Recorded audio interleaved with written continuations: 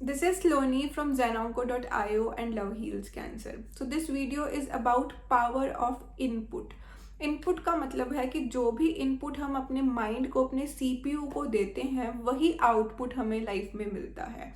जैसे हम कंप्यूटर में देखते हैं कि इनपुट देते हैं हम सेंट्रल प्रोसेसिंग यूनिट सीपीयू को, और आउटपुट मिलता है हमें स्क्रीन के ऊपर। वैसे ही हमारी लाइफ में भी जो इनपुट हम अपने आप को, अपने कंप्यूटर को, अपने दिमाग को देते हैं, वैसा ही आउटपुट हमें लाइफ में मिलता है। तो इसकी एक स्टोरी से इसको हम रिलेट करेंगे। स्टोरी है, एक बहुत ही मशहूर राजा थे। वो राजा जो भी काम करते थे बहुत मन लगाकर करते थे और बहुत हार्ड वर्किंग थे, और उस राज्य के सभी लोग उस राज्य की बहुत प्रेज करते थे और उनको बहुत पसंद करते थे। तो एक बार राजा जब खाना खा रहे होते हैं तो एक पंडित आते हैं। वो उस जगह के बहुत फेमस विद्वान होते हैं और जो भी उन्होंने आज तक प्रेडिक्शंस की थी वो हमेशा सच हुई थी। तो वो भागे भागे आते हैं और राजा साहब को बोलते हैं कि राजा साहब, एक प्रिडिक्शन की है मैंने कि आने वाली 30 नवंबर को आपकी मृत्यु होने वाली है। तो राजा एकदम से घबरा जाते हैं और बोलते हैं कि क्या बोल रहे हैं आप। तो वो पंडित बोलते हैं कि मेरी प्रिडिक्शन कभी भी गलत नहीं होती। आपने 30 नवंबर को 4 बजे आपकी मृत्यु होने वाली है और ये बिल्कुल सही प्रिडिक्शन है।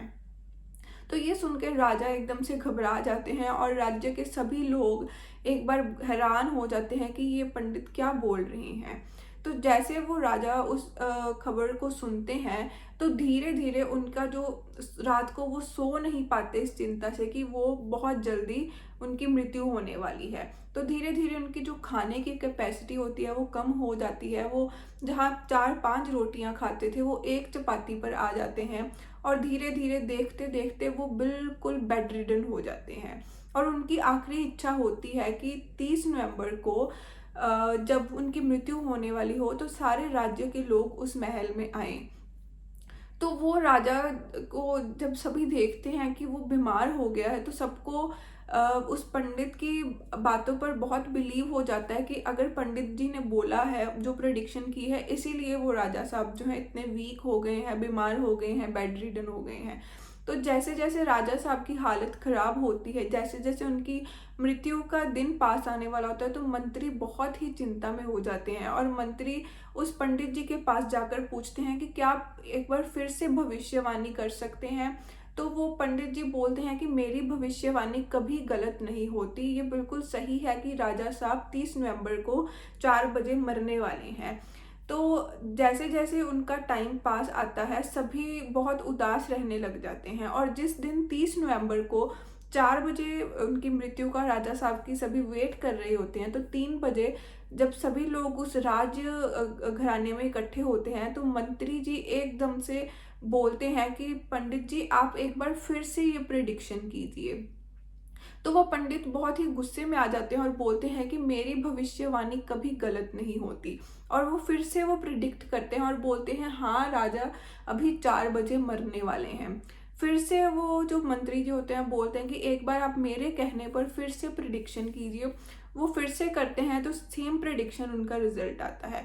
और फिर से वो जो मंत्री होते हैं बोलते हैं कि पंडित जी आप एक बार अपनी प्रिडिक्शन कीजिए, आपकी मृत्यु कब होने वाली है। तो जो पंडित जी होते हैं वो जब अपनी प्रिडिक्शन करते हैं तो वो जोर से बोलते हैं कि मैं जीऊँगा अभी 70 साल और अपनी वो पर्टिकुलर डेट बताते हैं कि मैं इतनी 70 साल और जीऊँगा। और जब उनके मुंह में ये बात होती है तो मंत्री अपनी तलवार निकाल कर उनका जो सर है वो उनके शरीर से अलग कर देते हैं, और वो पंडित जी उसी वक्त उनकी मृत्यु हो जाती है।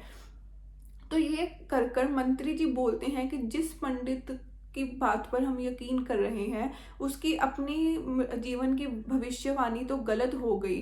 और राजा जब बिल्कुल बेहोशी की स्टेट में होता है सभी लोग तालियां मारने लग जाते हैं कि पंडित झूठा था, उसकी भविष्यवाणी नहीं सच्ची होती, शायद हमारा राजा भी बच जाए। तो ये जब ढोल की आवाज़, खुशी की आवाज़ जब राजा साहब के कानों में जाती है तो राजा साहब को पता चलता है कि पंडित की जो भविष्यवाणी थी वो झूठी थी। तो राजा साहब फटाफट अपने बेड से खड़े हो जाते हैं और बोलते हैं कि मुझे कुछ खाने को दो। वही राजा जो इतनी देर से बिल्कुल बेड रिडन थे वो बिल्कुल पेट भरकर खाना खाते हैं और वो अच्छी तरह अपनी लाइफ जीते हैं। तो इस स्टोरी से हमें क्या सीखने को मिलता है कि इनपुट मिला राजा साहब को कि उन्होंने इतनी तारीख को मर जाना है, तो वो इनपुट ने उनकी लाइफ में आउटपुट क्या दिया कि वो बिल्कुल बेड रिडन हो गए, क्योंकि उन्होंने उस चीज़ को विश्वास कर लिया, पहले उसको फीड किया। तो इसी तरह हम भी अपनी लाइफ में बहुत सारी ऐसी नेगेटिव चीज़ें अपने आप ही फीड कर लेते हैं जो शायद कभी ना भी होनी हो। जैसे हम अपनी कैंसर हीलिंग जर्नी के दौरान हमें क्या करना चाहिए, हमें हमेशा पॉजिटिव खबरें ही सुननी चाहिए, हमें हमेशा सक्सेस स्टोरीज ही सुननी चाहिए, हमें हमेशा ऐसी चीज़ों पर फोकस करना चाहिए जिनसे लोग ठीक हुए हैं, जो जो लोग हमें इंस्पायर करते हैं। तो वो जो इनपुट है, जब हमारे माइंड को अच्छा मिलेगा तो हमारी बॉडी का जो आउटपुट है वो अपने आप अच्छा होने लग जाएगा। So thank you very much. I hope आप अपनी लाइफ में अपना जो इनपुट है, चाहे वो यूट्यूब से, चाहे वो न्यूज़पेपर से, चाहे वो किसी बुक से, या चाहे आपके रिलेटिव से, वो हमेशा इतना अच्छा और इतना पॉजिटिव रखें कि आपका जो आउटपुट है वो बहुत ही पॉजिटिव रिजल्ट लेकर आए। Zenonco is always there for you. हमारी वेबसाइट का लिंक भी हमारी डिस्क्रिप्शन में है। Thank you very much.